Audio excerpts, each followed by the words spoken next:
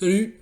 Aujourd'hui, on avait une arrivée mythique en haut du Puy-de-Dôme, on attendait les favoris, et finalement, c'est l'échappée qui s'est joué la victoire sous l'antenne. Et cette échappée s'est formée dès le kilomètre 0, la première attaque, celle de Victor Campenhart, a été la bonne. Ils ont rapidement pris du champ, et on a vite compris que c'est eux qui allaient jouer la victoire. Sans réelle tête de proue à l'avant de super favoris, l'entente entre ces 14 coureurs s'est délitée au fur et à mesure des kilomètres, et on s'est mis des pains après la côte de Pont-à-Mur.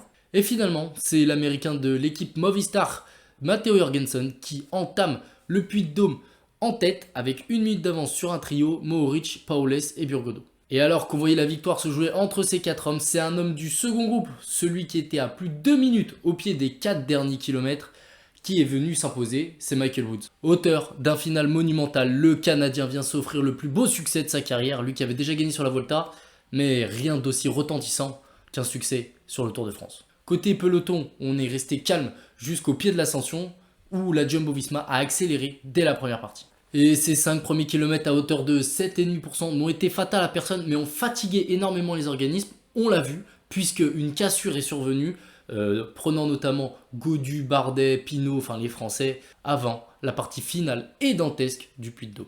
À l'avant, Hindley et Adam Yates ont sauté, et puis une fois que Sepkus s'est écarté, on s'est regardé. Tout simplement, Simon Yates n'a pas voulu prendre ses responsabilités pour le podium, je pense qu'il peut s'en mordre un peu les doigts, et Vingegaard et Pogacar pensaient que ça faisait trop loin pour déclencher la grande explication. C'est les nerfs de Simon Yates qui craquent les premiers, puisque c'est lui qui remet un tempo important en tête de groupe avant une attaque de zinzin. Honnêtement, je sais pas si vous avez remarqué, mais l'attaque de Pogacar, j'ai l'impression qu'elle a duré 1000 ans. Le mec, il s'est levé sur les pédales, et pendant 1000 ans, du coup, il a mis son attaque, quoi. C'était une dinguerie, genre vraiment l'attaque, elle était vraiment thermonucléaire. Là, il n'y avait pas d'autre mot que thermonucléaire. Le maillot jaune réussit à suivre dans un premier temps, puis on voit rapidement qu'il perd 1, 2, 3, 10 mètres, qui reste environ à 10 mètres, mais qu'il n'arrivera jamais à rentrer sur le Slovène. L'espace d'un instant, j'ai osé espérer qu'on ait une égalité parfaite entre ces deux hommes. À l'orée de la deuxième semaine, je me suis dit ça aurait été parfait. Voilà, l'égalité parfaite, ça aurait été magnifique. Mais finalement, le Danois Jonas Vingegaard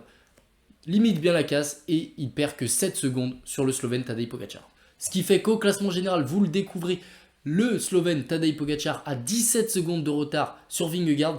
Pogacar qui finit en boulet de canon cette semaine, ça m'étonne pas, je vous l'avais annoncé, je vous avais dit cette première semaine, elle convient mieux à Tadej Pogacar et il arrive même avec du retard sur le Danois Vingegaard, donc voilà, pour moi il n'est pas en ballottage favorable le Slovène, même si c'est lui qui a l'ascendant psychologique sur les 2 derniers jours. Et derrière pour le podium, on y voit plus clair avec David Gaudu qui a perdu 1 minute 12 sur Simon Yates, environ une cinquantaine de secondes sur Jay Hindley puisque lui-même en a perdu 23 sur le Britannique. Et on a Tom Pidcock qui vient bien se replacer, je l'attendais pas le Britannique. Mais on a fait qu'un tiers du Tour de France, les étapes de haute montagne ne sont pas encore arrivées, le Tour de France est encore long.